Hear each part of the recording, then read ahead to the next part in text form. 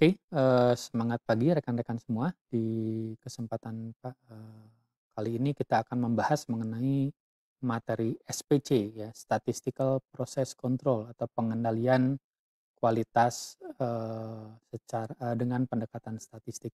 Ya, setelah di pertemuan yang lalu kita membahas mengenai pengelolaan kualitas dan,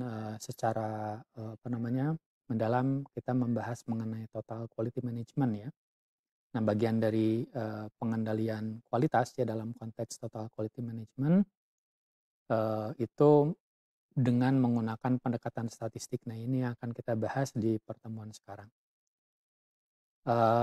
Secara umum, kita akan menggunakan, tools di sini yang disebut dengan control chart atau peta kendali ya. Jadi bagaimana mengendalikan kualitas dengan pendekatan statistik, pada dasarnya kita akan memanfaatkan pengetahuan tentang statistik atau materi-materi statistik di dalam mengendalikan proses. Nah, control chart ini menjadi salah satu tools atau alat yang bisa digunakan untuk memastikan apakah proses yang berjalan itu sesuai dengan target atau tidak, ya. Nah, ini akan kita bahas. Nah, di sini katakan bahwa SPC atau Statistical Process Control ini adalah aplikasi dari teknik-teknik statistik to ensure that process meet standard. Jadi untuk memastikan bahwa proses yang dilakukan itu sesuai dengan standarnya, ya, sesuai dengan target yang diharapkan. Nah, sini katakan proses digunakan untuk memonitor standar ya dengan melakukan measurement ya, pengukuran, pengecekan dan melakukan corrective action ya kalau ada masalah di dalam prosesnya. Nah, tujuan dari SPC di sini, pengendalian proses secara dengan pendekatan statistik itu provide a statistical signal when assignable cost of variation are present. Jadi tujuannya adalah semacam memberikan sinyal ya dalam konteks, statistik ketika terjadi, variasi atau ketidaksesuaian yang disebabkan oleh assignable cost ya. Jadi masalah-masalah atau penyebab-penyebab khusus. Jadi di sini katakan secara teoritis ada dua sumber dari variasi. Jadi variasi itu sesuatu hal yang lazim di dalam proses. Jadi ketika kita membuat sesuatu itu pasti kita yakini tidak bisa 100% sama persis. Ya. Jadi ada kemungkinan variasi, ada kemungkinan perbedaan-perbedaan. Nah, kalau kita lihat dari sumbernya, ada dua kemungkinan variasi itu terjadi. Pertama adalah natural variation, ya variasi yang disebabkan oleh sebab-sebab yang umum, ya sebab-sebab yang natural, yang alamiah, artinya itu pasti terjadinya.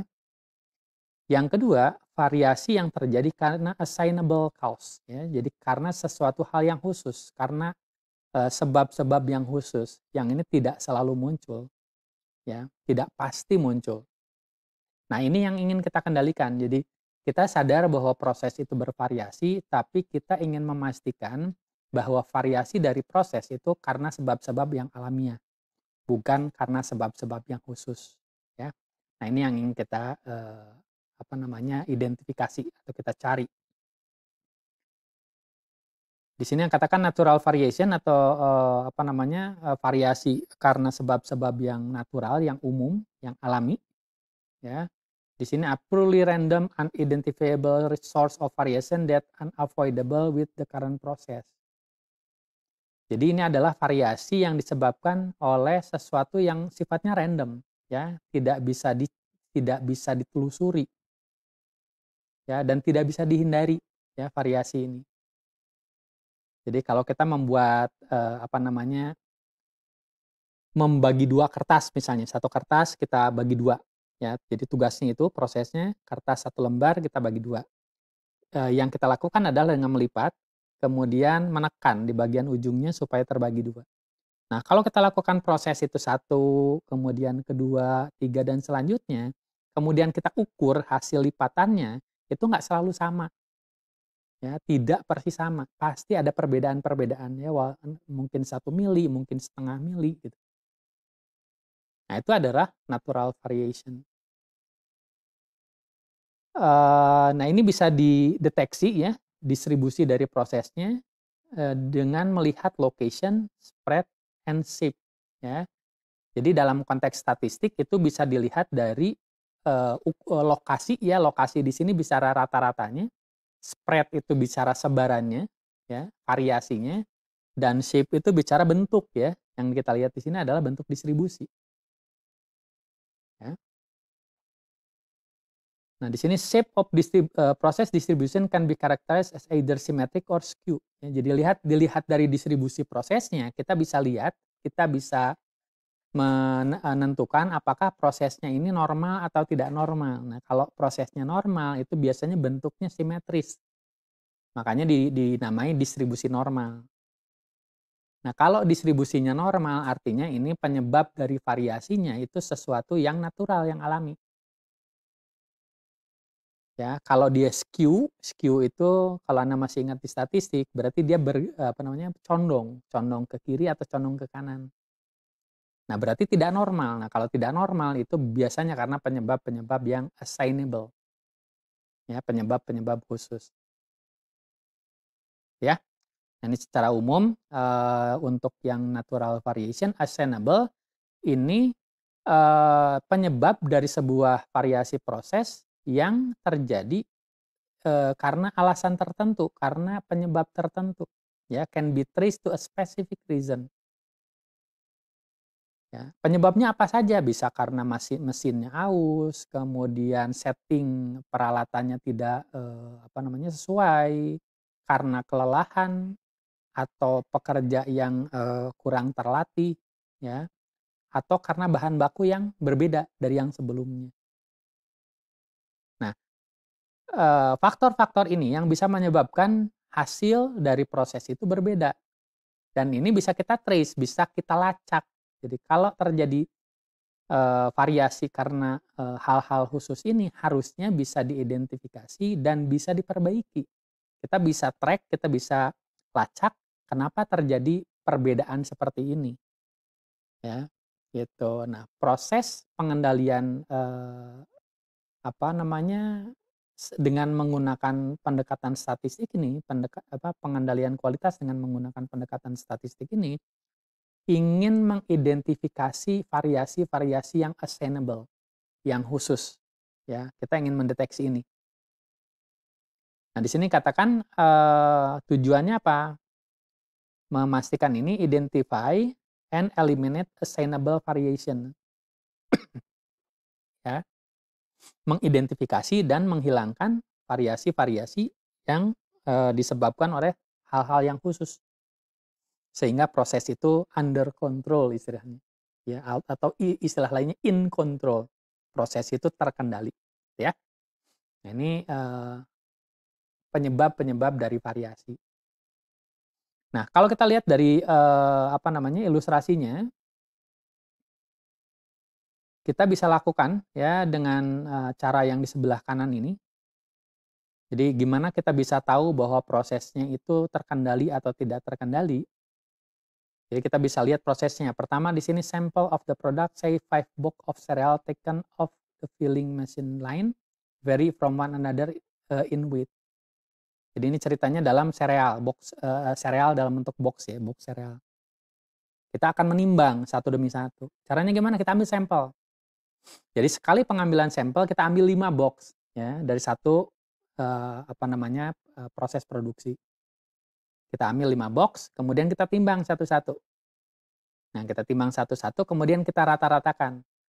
Nah, satu kotak di sini, ya, satu kotak di sini ini menggambarkan satu data rata-rata dari 5 sampel yang kita ambil, ya. Jadi pengambilan sampel, ya, dari 5 box dirata-ratakan dapatlah satu kotak ini. Ini namanya satu sampel, ya, sampel rata-rata dari 5 box. Nah, kemudian kita lakukan sampel yang kedua kita ambil 5 box, sampel yang ketiga kita ambil 5 box ya. Selama berulang-ulang kita lakukan. Nah, dari sekian banyak sampel yang kita ambil, kita bisa plot ya rata-rata beratnya itu seperti apa. Ada yang lebih ringan, ada yang lebih berat, ada yang lebih banyak di sini di rata-ratanya, ya. Jadi kalau kita lihat gambarnya, dia akan membentuk sebuah distribusi, sebuah bentuk yang solid, ya. Nah, kemungkinannya, ya, kemungkinan dari bentuk distribusi ini itu bisa berbeda-beda dalam hal mean-nya, ya, rata-ratanya. Jadi bentuknya sama, tapi dia posisinya bergeser. Ini bicara lokasi yang tadi dikatakan. Lokasi ini dinyatakan di sini dalam bentuk rata-rata atau mean, ya, sentral tendensi. Atau bisa karena kedua adalah variasi, range, ya. Jadi variasi dari datanya. Jadi rata-ratanya sama, ya, tapi dia bervariasi, ya, range-nya. Range dari datanya. Ada yang rendah, ada yang tinggi, ya, range-nya.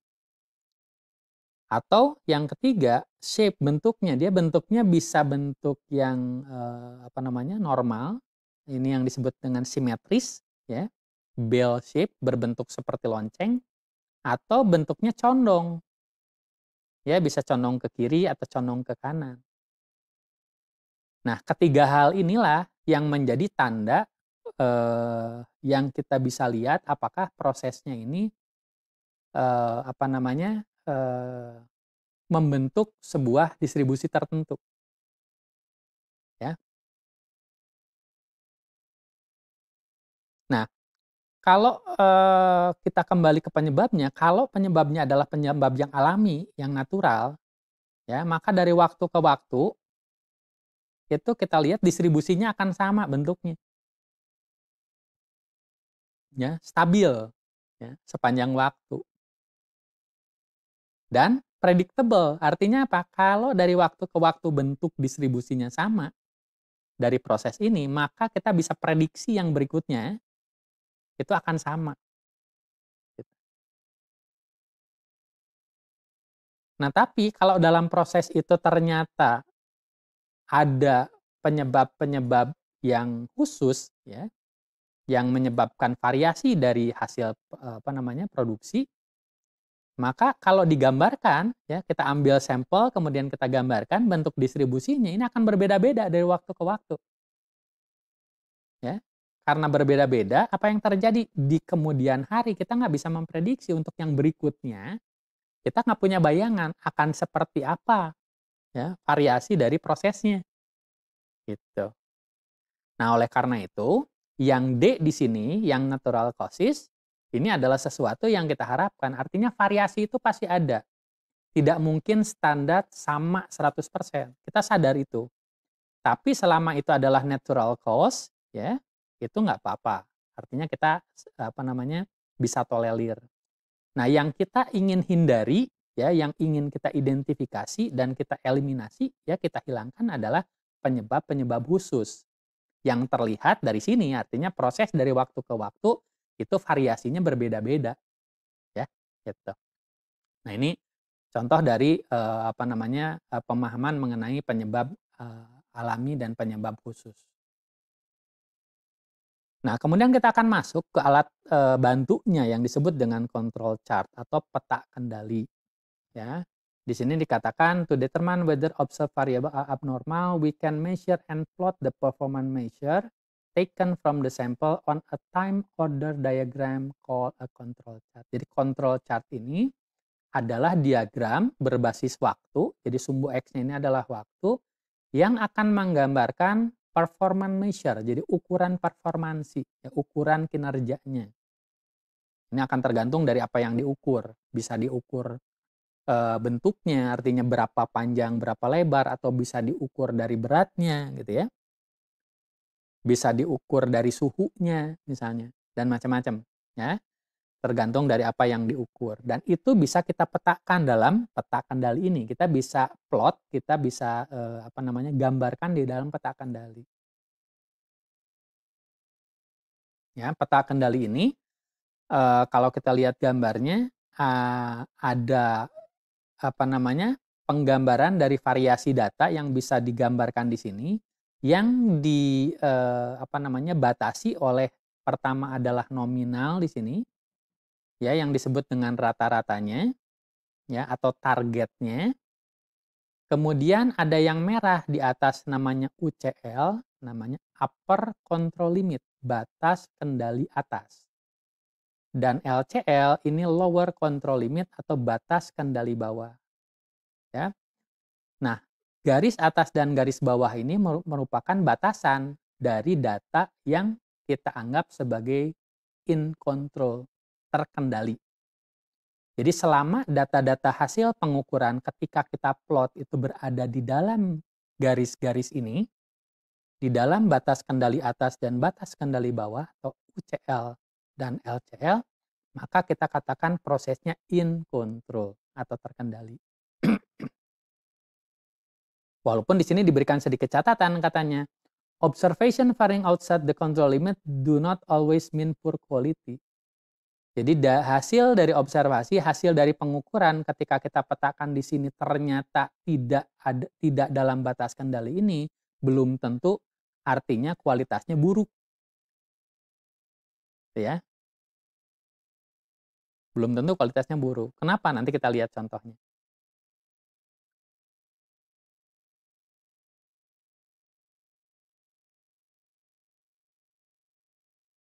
Oke. Nah, ini tahapannya dikatakan di sini take a random sample from the process, calculate a variable or attribute performance measure. Jadi kita ambil sampel ya dari proses, kita ukur ya, tergantung dari apakah datanya variabel atau atribut, nanti kita akan jelaskan ini ya. Kemudian ketika dipetakan ya di dalam peta kendali, ketika kita plot di dalam peta kendali, yang kita lihat adalah assignable cost ya. Jadi kalau dia variasinya masih berada di dalam batas-batas ini, kita anggap in control. Jadi ini variasi yang disebabkan oleh natural cost. Nah, yang kita cari adalah kalau yang seperti di D ini nih, ada yang di atas, ada yang di bawah. Ya. Nah, kalau sudah ada di atas di bawah, artinya ini variasinya out of control, ya. Tidak terkendali. Nah, ini yang harus kita identifikasi dan kita pelajari kenapa terjadi assignable cost. Apa ya, penyebab apa yang membuat seperti ini. Gitu. Nah, secara umum seperti itu ya, konsep dari peta kendali. Nah, hanya saja tidak selamanya data yang kita plot, data hasil sampel ya, pengukuran sampel yang kita plot berada di dalam batas kendali, kita anggap itu baik. Gitu. Dalam arti apa? Kalau variasinya seperti ini masih oke ya, masih baik-baik saja prosesnya, in control atau terkendali. Tapi kalau kita lihat yang B, ya, lihat datanya, titik-titiknya dari sini ke bawah, ke atas, ke bawah. Ini semuanya berada di bawah yang garis tengahnya, ya, atau rata-ratanya. Ada di bawah terus. Nah, kalau sudah ada 3 sampai 5 data berada di dalam satu sisi, ya, kan harusnya kalau kita lihat di sini naik turun gitu ya. Kalau ini secara berurut-urut dia ada di satu sisi, maka ini teori mengatakan proses ini out of control. Ya, jadi ada masalah sebetulnya. Kenapa? Karena dia tidak bergerak variasinya di antara nilai rata-ratanya. Belum tentu jelek, tapi ini termasuk assignable cost yang harus kita lihat. Ya. Yang ini juga sama. Yang ini mirip seperti yang di A, ya, naik turun. Tapi kalau kita lihat di beberapa titik terakhir, data terakhir, ini ada yang mendekati garis bawah, kemudian dia loncat ke yang garis atas, ya, batas atas. Nah, ini juga perlu monitoring yang disebut dengan sudden change ya. Jadi perubahannya itu sangat drastis dari batas ke batas ya, secara cepat. Nah, ini juga bisa dikatakan ini out of control ya. Kita perlu lihat, kita perlu stop prosesnya, kita perlu lihat ada masalah apa sehingga seperti ini. Apalagi yang D. Kalau yang D sudah jelas karena ada titik-titik yang memang berada di luar batas kendali. Ini yang harus kita cek ya lebih lanjut. Nah, kemudian kita masuk ke control chart for variable. Nah, secara umum tools atau alat bantu peta kendali ini akan tergantung datanya. ya yang akan kita kendalikan atau proses yang akan kita kendalikan apakah data yang diambil itu berbentuk variabel atau atribut karena toolsnya akan berbeda atau peta kendali yang digunakan berbeda. Nah, variabel dalam arti ini adalah data-data yang nilainya itu infinite ya, tidak terbatas. Contohnya adalah apa? Berat, speed atau kecepatan, panjang, strength atau tingkat kekuatan. Ini adalah data-data yang menggambarkan angka-angka yang tidak terbatas. Nah, yang paling gampang gimana mengenali apakah ini datanya variabel atau atribut. Nah, yang variabel itu kalau data-data yang kita ambil dengan cara mengukur. Ya. Data-data yang diambil dengan cara mengukur itu adalah data variabel. Nah, karena data variabel maka control chart-nya pun menggunakan yang variabel. Ya. Nah, nanti kita akan bahas yang atribut. Nah, untuk yang variabel ini ada dua peta kendali yang digunakan. Pertama adalah X bar, yang kedua adalah peta R. Ya. Jadi X bar chart sama R chart, ya. X bar chart ini digunakan untuk mengendalikan central tendency or mean, ya. Jadi X chart, ya, X bar chart digunakan untuk mengendalikan rata-rata. Sementara R chart atau peta R digunakan untuk mengendalikan dispersion atau variasi, ya. R itu singkatan dari range, ya. Range itu menggambarkan jarak dari nilai minimal dengan nilai maksimal dari sampel yang diambil. Yaitu menggambarkan variasi. Jadi X bar menggambarkan rata-rata, R atau R menggambarkan dispersi atau sebaran data, ya, variasi data. Ya, nanti kita lihat caranya. Nah, prinsip dasar di dalam pengendalian kualitas dengan pendekatan statistik ini menggunakan teorema central limit.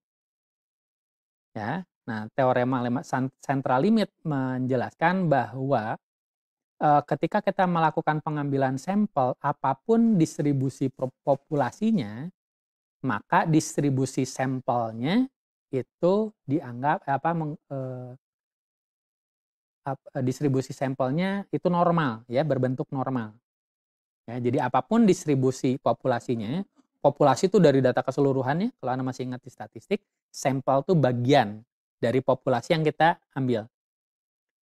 Nah, kita mengambil sampel berharap bahwa sampel ini mewakili populasinya keseluruhannya. Nah, teorema central limit ini menggambarkan bahwa apapun distribusi dari populasinya, artinya data keseluruhan dari produksi, ketika kita ambil samplingnya untuk pengendalian statistik, maka data dari sampel ini berdistribusi normal. Nah, karena berdistribusi normal, maka kita akan menggunakan ukuran-ukuran distribusi normal untuk pengendaliannya. Artinya kita akan menggunakan rumus-rumus normal. Sehingga yang digunakan di sini adalah X bar, ya. X bar itu adalah rata-rata dari sampel, sementara X double bar, ya. Nah, jadi garisnya dua, X double bar ini menggambarkan rata-rata dari populasinya atau mu, ya. Sebelah kanan namanya mu. Ya, jadi X bar itu rata-rata dari sampel, X double bar itu sama dengan mu. Jadi rata-rata dari rata-rata sampel itu bisa menggambarkan rata-rata populasinya. Standar deviasi dari sampel, ya, ini juga diambil dari standar deviasi populasi dibagi dengan akar dari jumlah sampelnya. Ya, jadi standar deviasi ini disebut dengan sigma, ya, sigma X bar, ya. Jadi standar deviasi sampel itu sama dengan standar deviasi populasi dibagi dengan akar N. N adalah jumlah sampel. Nah, artinya kita bisa mengukur, ya, ukuran-ukuran central tendency atau ukuran-ukuran nilai tengah atau rata-rata dan simpangan, ya, atau variasi dengan menggunakan ukuran-ukuran distribusi normal. Nah, ini yang tadi dikatakan, ya, di konsep central limit bahwa apapun distribusi populasinya, mau beta, normal, uniform, Poisson dan lain-lain, ketika diambil sampelnya, maka kecenderungan distribusi sampelnya itu normal. Ya, sehingga kita menggunakan rumus-rumus distribusi normal, ya. Nah, kalau kita lihat di sini, dua perbandingan, di antara, kondisi data ya, bisa jadi kita punya set data ya, yang rata-ratanya sama di antara dua ini contohnya dua garis ini yang menggambarkan dua set data, rata-ratanya sama ya, tapi sebarannya berbeda ya. Sorry yang ini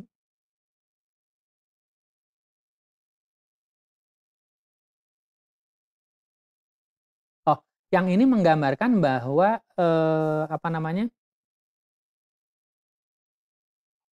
yang ini distribusi proses ya, yang ini adalah populasi ya. Yang ini populasi, mohon maaf ada kesalahan penjelasan. Gambar yang kuning ini adalah populasi ya. Yang hijau ini adalah sampel. Jadi tadi dikatakan apapun distribusi populasinya, ketika diambil sampelnya ini kurang lebih akan sama gitu ya. Hanya dia lebih sedikit kan datanya. Sehingga bentuknya agak berbeda, tapi pada dasarnya itu rata-ratanya sama. Nah, di sini yang sebelah kanan contoh sample size increase, sampling distribution narrow. Jadi makin banyak sampel yang diambil, ya, ini sampel 25, ini sampel 50, ini sampel 100. Makin banyak sampel yang diambil, maka sebarannya ini makin kecil, ya. Jadi di sini adalah distribusi sampelnya makin narrow, makin ramping. Ini penggambaran dari distribusi sampel. Nah, cara perhitungannya untuk yang X bar chart. X bar chart seperti tadi dikatakan ini peta kendali untuk mengendalikan rata-rata atau central tendency, nilai tengah ya. Nah, jika di dalam data yang kita punya itu standar deviasi populasinya diketahui ya, standar deviasi populasinya diketahui, maka kita bisa gunakan rumus ini ya. X double bar plus Z kali sigma X bar, ini untuk batas kendali atasnya atau UCL. Untuk batas kendali bawahnya X double bar minus Z kali sigma X ya. Sigma X ini tadi standar deviasi dari sampel. Jadi standar deviasi sampel ini bisa dihitung dari standar deviasi populasi ya dibagi dengan akar N. Jadi kalau data standar deviasi populasinya diketahui, maka kita bisa gunakan rumus ini untuk membuat peta kendalinya. Ya. Nah, Z ini tergantung dari nilai confidence-nya, level of confidence, ya. Nah, kalau level of confidence-nya 95, maka Z-nya itu adalah 2. Level of confidence-nya 99,7, maka Z-nya 3, gitu ya. Nah, X double bar ini adalah rata-rata dari rata-rata sampel, ya. Ini juga didapatkan dari data sampling yang kita ambil atau bisa didapatkan dari data yang kita punya. Nah, ini rumus yang pertama ya untuk X bar chart. Nah, untuk R-nya, R chart ya, kita menghitung range dari setiap sampel. Tadi dikatakan contohnya tadi di awal ya, kita untuk box sereal, kita mengambil sampel pertama, ada 5 box, ya berarti ada 5 ya, diukur satu demi satu. Nah, ketika diukur satu demi satu beratnya, maka rata-rata dari berat ini, 5 ini, namanya X bar. Ya. Rata-rata berat dari 5 ini, namanya X bar. Nah, R, ya, R itu adalah range, ya, range dari data. Jadi dari yang kelima ini berapa yang paling berat, berapa yang paling ringan. Ya, selisihnya itu adalah R. Ya. Nah, kalau dari R ini yang pengambilan sampel pertama dapat 1 R, pengambilan sampel kedua dapat 1 R. Nah, jadi dari R1, R2 sampai ke misalnya 10 sampel berarti ada 10 dirata-ratakan namanya R bar. Ya, R bar R coret ya. Oke, nah itu adalah R bar atau rata-rata dari range-nya. Sementara rata-rata dari rata-rata sampel ya, Itu tadi, misalnya dari 5, kita ukur beratnya, dapatlah rata-rata. Nanti dari sampel kedua, kita ukur beratnya, kita rata-ratakan dapat X bar yang kedua. Jadi X bar 1, X bar 2, sampai X bar ke-10, dirata-ratakan dapat X double bar. Ya, rata-rata dari rata-rata sampel. Oke. Nah, untuk penentuan atau perhitungan UCL LCL-nya untuk yang R bar itu dengan rumus ini X double bar plus minus A2 kali R bar ya. Nah, A2 ini adalah faktor ya yang bisa didapat dari tabel ya. Ini kita bisa lihat dari tabel. Tabelnya di sini. Jadi A itu tergantung dari jumlah sampelnya. Kalau sampelnya adalah 5, berarti A2-nya yang kita gunakan adalah 0,577. Kalau sampel size-nya 10, berarti A2 yang kita pakainya adalah 0,308. Nah, ini untuk perhitungan range ya. Untuk A. Nah, D4, D3 ini digunakan untuk perhitungan X bar chart kalau standar deviasi populasinya tidak diketahui. Nanti kita lihat ya. Oke, nah kembali lagi ke sini. Jadi A2 ini diambil dari tabel ini ya. Nah, kemudian yang ini adalah common Z value-nya. Jadi kalau confidence level-nya 90, maka Z yang digunakan adalah 1,65. Tadi dikatakan kalau confidence level-nya 95 atau 95,5 itu berarti Z-nya 2, kalau 99,7 Z-nya 3 gitu. Jadi ini adalah panduan Z yang digunakan berapa tergantung dari confidence level kita. Nah, confidence level kita menggambarkan seberapa yakin bahwa data yang kita punya itu berada dalam batas-batas yang terkendali. Nah, jadi kalau 95% artinya yang 5%-nya itu kemungkinan di luar batas kendali, artinya data yang out of control atau yang tidak terkendali. Yang 95%-nya terkendali. Gitu, kurang lebih. Ya, itu gambarannya. Oke, nah sebelum masuk ke situ, ya ke yang berikutnya kita mundur lagi sedikit. Ini ada yang tadi terlewat. Di sini sedikit digambarkan atau diilustrasikan mengenai peta X bar sama peta R, ya peta X bar sama peta R. Nah, di sini dikatakan peta X bar dan peta R itu harus digunakan secara bersamaan, nggak boleh memilih salah satu. Kenapa? Nah, di sini dijelaskan. Di kondisi yang A, ya, misalkan kita punya data ya, kita ambil sampel yang pertama, dapat distribusi seperti ini. Sampel yang kedua dapat distribusi seperti ini. Sampel yang ketiga dapat distribusi seperti ini dan selanjutnya. Kalau kita lihat bentuk dari sampelnya, distribusi sampelnya itu sama. Hanya lokasinya atau rata-ratanya berbeda. Ya, jadi ini posisinya berbeda nih. Ini makin ke atas nih kali. Nah, ketika kita kendalikan atau kita plot dengan X bar chart, kita bisa lihat nih, ya, posisinya berbeda dari setiap pengambilan sampel ini. Ya. Tapi kalau dilihat dari R chart-nya, ya, peta R-nya, dia ternyata di tengah semua, ya. Artinya apa? Kalau kita punya proses seperti ini dan hanya menggunakan R chart-nya saja, sepertinya tidak ada masalah. Padahal kalau kita lihat dengan peta X bar, itu kelihatan ada masalah. Karena posisi dari central tendensinya atau mean-nya atau rata-ratanya berubah. Sementara contoh lain, kalau kita lihat ini, pengambilan sampel pertama dapat distribusi seperti ini, kedua seperti ini, ketiga seperti ini, keempat seperti ini. Dari posisi rata-ratanya ini sama, ya, di posisi yang sama, tapi bentuknya berbeda-beda. Nah, kalau kita menggunakan peta X, ya, ini kelihatan bahwa posisi rata-ratanya sama. Tapi kita lihat dari peta R, ini ternyata range-nya berubah, berbeda-beda. Ya, untuk yang ini. Artinya apa? Ini menggambarkan bahwa sebaiknya peta X bar dan R digunakan secara bersama-sama untuk menghindari yang seperti ini atau yang seperti ini. Itu maksudnya tujuan dari ilustrasi yang digambarkan di sini. Nah, sekarang kita lihat contohnya, ya. Misalkan ini di sebuah industri ya, yang memproduksi special metal screw ya, baut ya.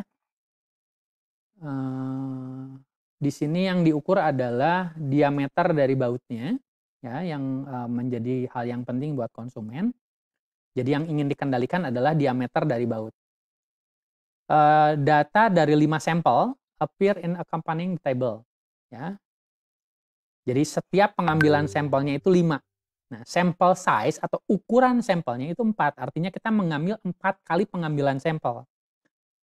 Sampel pertama ya, pengambilan sampel pertama kita ambil 5 ya.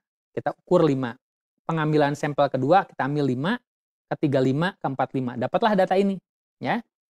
Jadi pengambilan sampel pertama dapat pengambilan sampel pertama nih dapat 5 data. 1 2 3 4 5. Pengambilan sampel kedua dapat 5 data. Ya. Sehingga di sini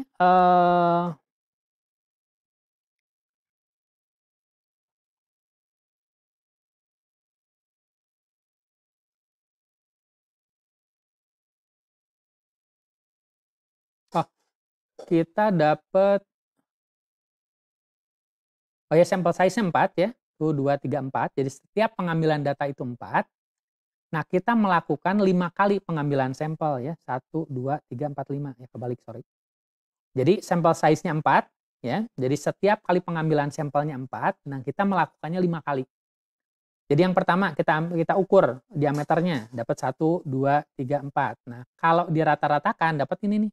Jadi dijumlahkan dirata-ratakan dapat 0,5018. Nah, R-nya atau range-nya dilihat dari data terbesar. Data terbesarnya adalah ini. Data terkecilnya adalah ini. Berarti 0,5022 dikurangi 0,5009 itu 0,018. Ini R-nya. Di sampel yang kedua diambil 4 data, diukur, kemudian dirata-ratakan, dan dihitung R-nya. Demikian seterusnya. Nah, dari 5 kali pengambilan sampel, kita dapat R-bar, ya, R-bar-nya, atau R rata-ratanya. Ya, 0,0021, X-bar, X double bar-nya, atau rata-rata dari rata-rata sampelnya, itu 0,5027. Jadi rata-rata ini dirata-ratakan lagi. Ya, dapat angka ini. Nah, berdasarkan itu, ya, ini dijelaskan cara perhitungannya tadi sudah saya jelaskan. Nah, karena kita di data ini tidak punya informasi mengenai standar deviasi populasinya, ya. Jadi kita hanya bisa lihat dari standar deviasi dari sampelnya. Ya. Nah, standar deviasi dari sampel itu yang kita bisa lihat di sini adalah dari nilai R-nya. Ya. Maka kita bisa ukur di sini peta kendali R-nya, kita bisa hitung UCL dan LCL ya. Rumusnya ini ada D4 kali R, yang ini D3 kali R ya. Nah, ini rumusnya 2,282 kali 0,0021 ya. D4-nya tadi diambil dari sini. Nah, ya. Jadi kalau sampel size-nya 4, berarti ininya 2,282, D3-nya 0.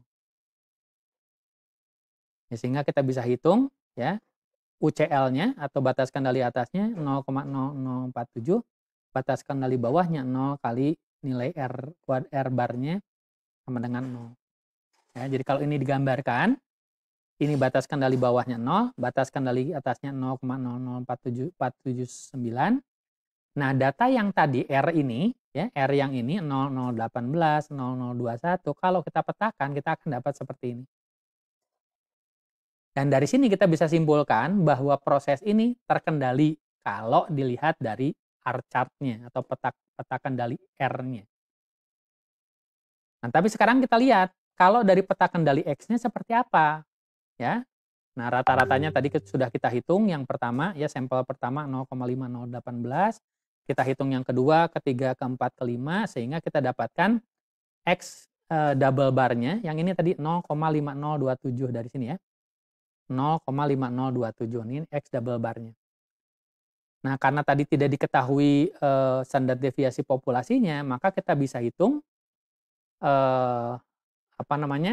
batas atas, batas bawah dari peta kendali X-nya itu dengan rumus X double bar plus minus A2 kali R.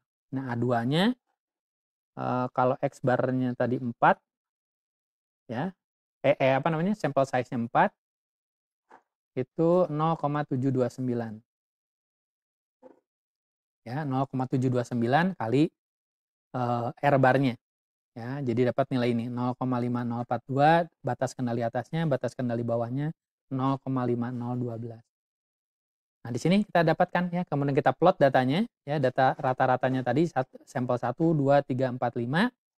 Ya, dan dari sini kita lihat ternyata yang sampel ke-5 itu di atas dari UCL-nya. Nah, kalau lihat dari R-nya sepertinya terkendali, tapi karena dari X bar chart-nya tidak terkendali, maka kita katakan proses ini out of control atau tidak terkendali karena dari salah satu chart-nya, dari satu petanya menunjukkan bahwa ada yang out of control, di luar batas kendali. Ya.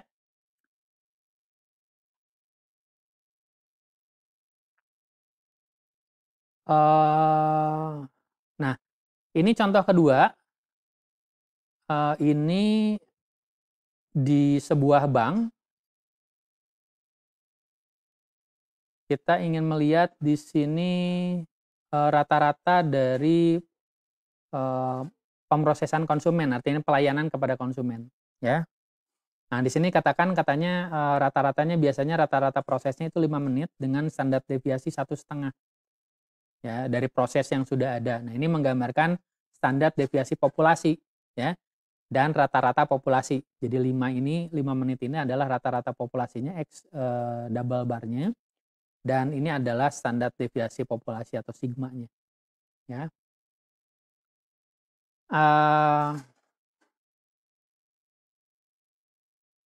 Manajemen ingin memonitor proses rata-rata proses pelayanan konsumen secara periodik using a sample size of 6 customer ya. Jadi menggunakan sampel size-nya 6. Nah, jadi sekali pengambilan sampel itu 6 konsumen.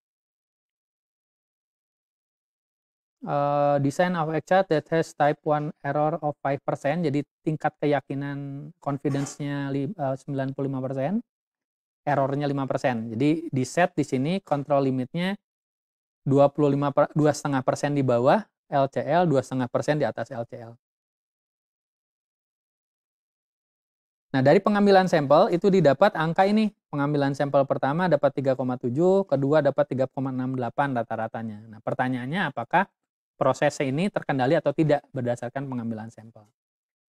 Nah, sekarang bagaimana menyelesaikannya? Berarti tadi kita dapatkan mu-nya atau X double bar-nya adalah 5, sigma-nya 1,5, kemudian M-nya 6, Z-nya kalau untuk tadi 95% itu 1,96.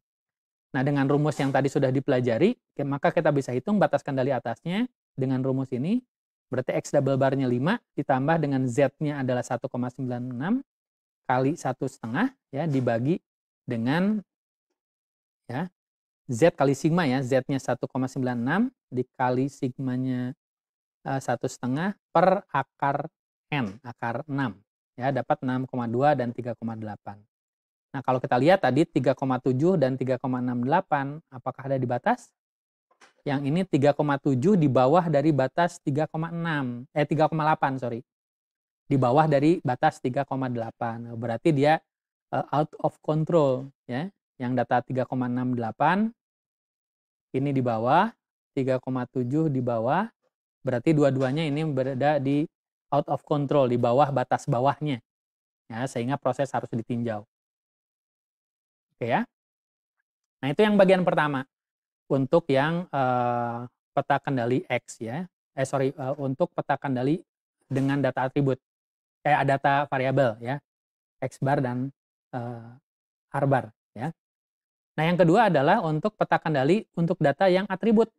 Atribut itu apa? Nah, atribut ini menunjukkan data-data yang apa namanya, angkanya bulat gitu ya, tidak unlimited, angkanya bulat, ya. Nah, ini biasanya dihasilkan dari proses menghitung.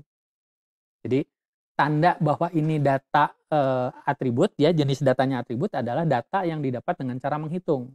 Biasanya untuk apa? Untuk menghitung, kerusakan, ya. Ada berapa yang rusak? 1, 2, 3. Nah, itu, dengan cara menghitung. Nah, itu data atribut, ya. Ada berapa kesalahan pengetikan? Dari 100, kata ada 5 kata yang salah, ya. Berarti dihitung 1, 2, 3, 4, 5, ada 5 dari 100, kata yang diketik ada 5 yang salah, berarti itu adalah data atribut. Ya, jadi kalau tadi variabel itu data yang diambil dengan cara mengukur, ya, dan biasanya salah satu tandanya adalah desimal. Jadi kalau angkanya desimal udah pasti, dia, variabel. Tapi kalau datanya bulat itu bisa variabel, bisa atribut. Nah, dilihat cara pengambilannya gimana. Kalau dihitung berarti dia atribut, ya. Nah, untuk yang atribut ini ada 2 peta kendali juga yang digunakan, peta P dan peta C. Ya, peta P digunakan untuk mengukur persen defektif atau proporsi, ya. Peta C digunakan untuk mengukur, apa namanya, atau mengendalikan data yang counting sifatnya, yang dihitung. Apa bedanya? Padahal dua-duanya sama-sama dihitung. Kita gunakan peta C kalau data hitungannya itu kecil, sedikit, ya, data sampelnya sedikit. Nah, kalau sampelnya besar, kita gunakan peta P, proporsi, ya. Karena kalau kita gunakan angka, itu akan terlalu besar jadinya. Nah, peta P, ya, di sini, P chart, ini untuk peta atribut, yang digunakan di sini adalah berapa proporsi dari defektif, ya. Jadi P ini menggambarkan proporsi dari yang gagalnya, atau yang rusaknya. Ya, jadi yang dihitung tuh jangan yang suksesnya atau yang bagusnya, tapi P di sini adalah menggambarkan proporsi dari yang gagal, proporsi dari yang salah. Jadi misalnya kalau contoh tadi mengetik 100 kata ada 5 kesalahan, maka P-nya adalah 5/100, 0,05. Ya, jangan dihitung yang tidak, salahnya, tapi yang dihitung yang salahnya. Oke. Nah, eee untuk menentukan standar deviasi ya, untuk yang proporsi di sini, untuk yang, peta P, rumusnya adalah akar dari P kuadrat, P bar kali 1 min P bar, ya, dibagi dengan N. Nah, N-nya adalah apa namanya, ukuran populasi atau sample size, ya. Nah, atau menghitung batas kendali atas dan batas kendali bawah untuk proporsi itu adalah P bar ditambah Z kali sigma P. Nah, LCL-nya minus Z kali sigma P. Itu, rumusnya ya untuk yang, P chart. Nah, contohnya ini, misalkan di sini, di sebuah ini buat booking service di bank, ya.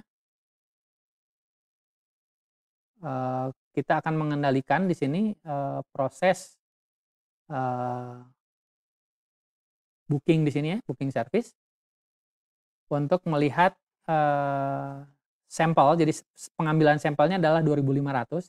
Dari 2.500 sampel yang diambil, berapa yang salah, ya, incorrect account number. Jadi berapa yang salah ketik, nomor rekeningnya, ya. Dari 12 minggu, ya, dari 12 minggu itu dihitung ya berapa.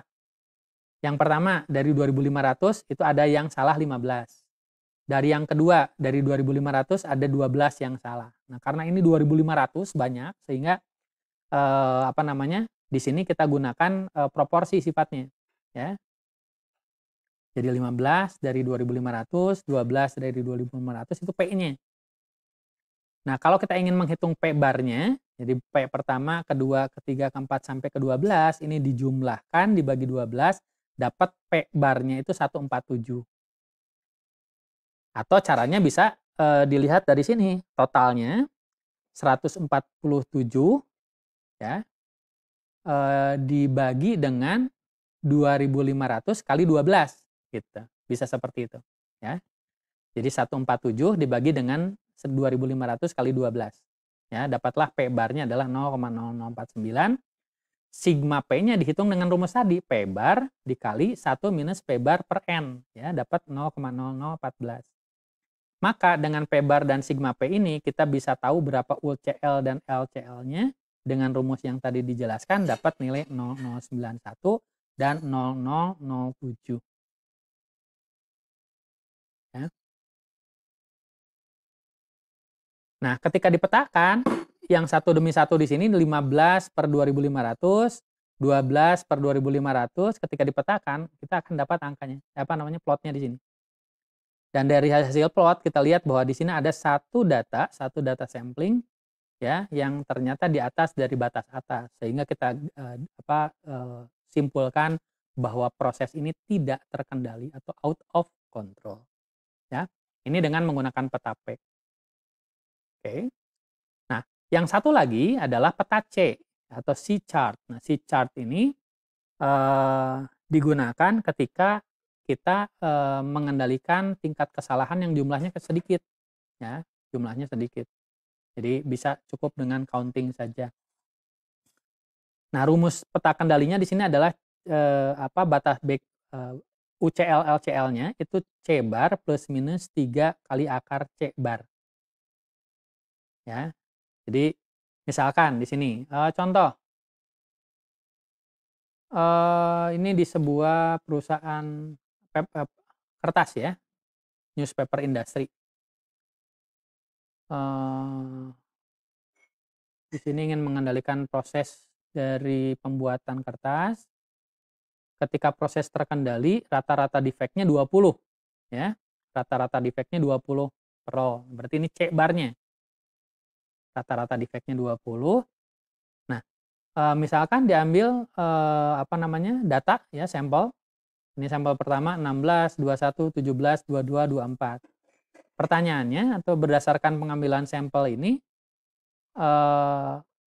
prosesnya terkendali atau tidak, ya. Kita punya C barnya, berdasarkan C bar kita bisa tentukan control chart-nya. Nah, control chart-nya kalau berdasarkan rumus yang barusan, C barnya 20 ditambah Z-nya 2, di sini kali akar 20 dapat 28 sama 11. Ya, 28 sama 11, kemudian datanya kita plot yang ini tadi. 16, 21, 17, ya. 16, 21, 17. Nah, kita petakan dan kita lihat, ya, di data ke 1, 2, 3, data ke-6, ya.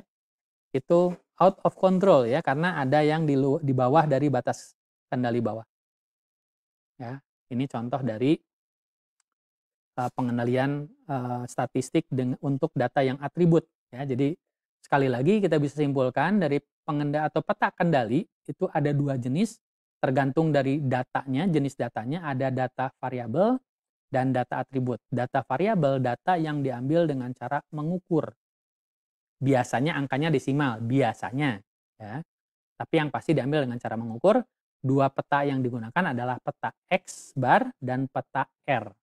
Ya, peta X bar untuk mengendalikan sentral tendensi atau nilai tengah atau rata-rata.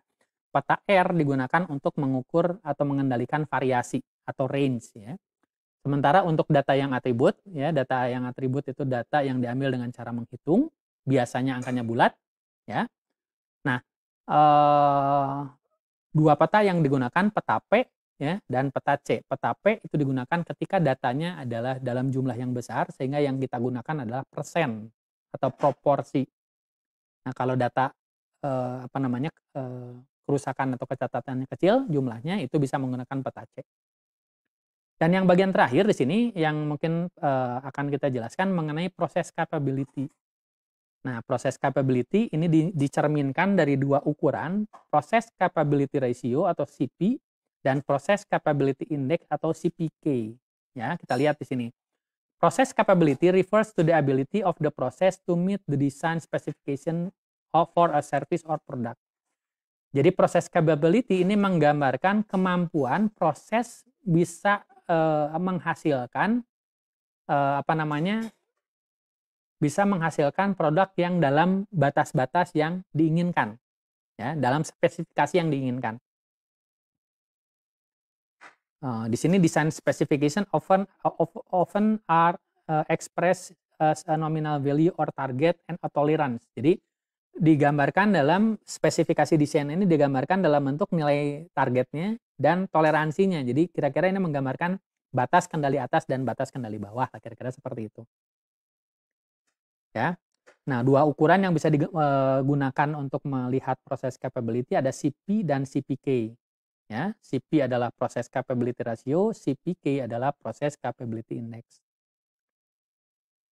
Nah, di sini digambarkan sedikit ilustrasi tergantung dari sigmanya tadi kalau sudah digambarkan sebelumnya, makin tinggi nilai sigmanya, maka di sini batas kendalinya makin kecil, makin ketat pengendalian statistiknya. Kalau kita menggunakan 2 sigma batasnya segini, misalnya 4 sigma segini, 6 sigma itu segini. Artinya toleransi yang diperbolehkan ya atau variasi yang diperbolehkannya makin tinggi nilai sigmanya itu makin kecil. Artinya prosesnya harus makin bagus gitu ya kalau menggunakan sigma yang lebih tinggi.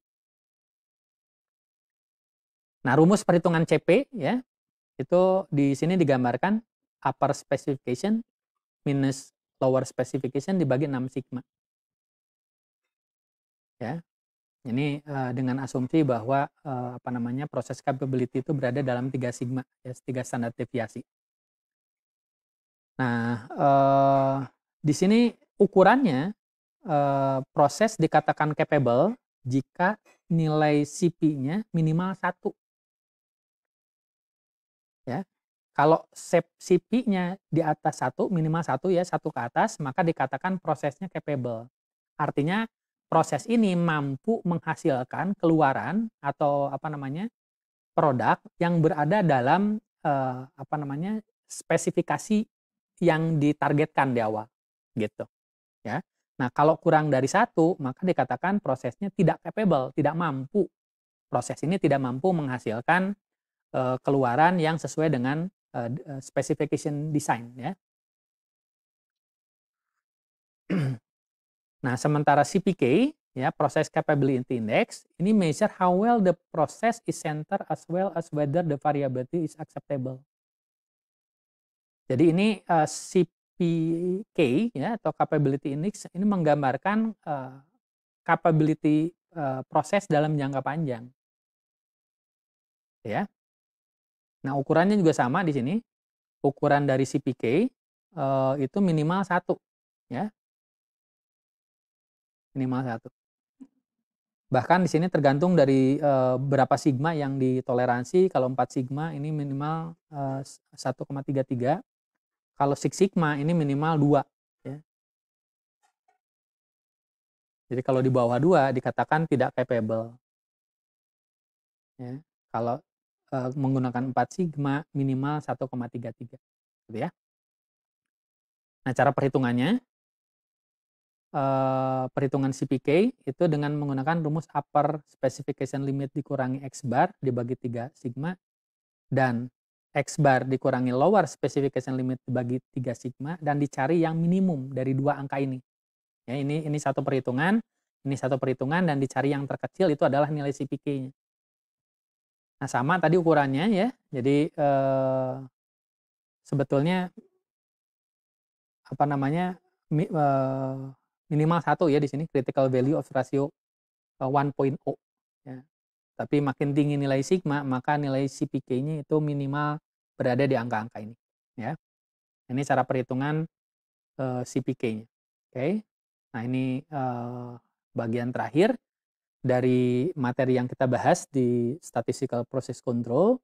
Mudah-mudahan bisa memberikan gambaran kepada rekan-rekan semua bagaimana pendekatan statistik bisa digunakan untuk mengendalikan proses untuk meningkatkan kualitas yang ada di dalam perusahaan. Mungkin demikian yang dapat disampaikan. Nanti diskusi akan kita lanjutkan ya dalam perkuliahan online. Oke, sampai di sini. Terima kasih.